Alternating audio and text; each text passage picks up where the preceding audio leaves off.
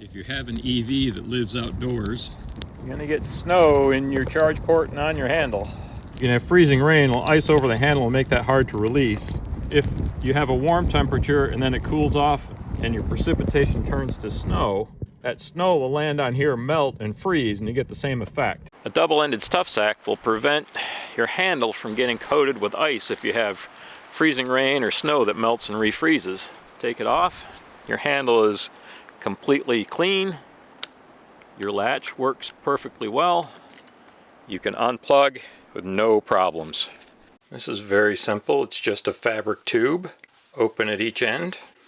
It has shock cord drawstrings at each end with a cord lock. If you really want to be fancy, you can seal the seam. Seam seal, you get this from camping supply companies. You use it for seam sealing tents and tarps. If you can sew, this takes about 5 minutes to make.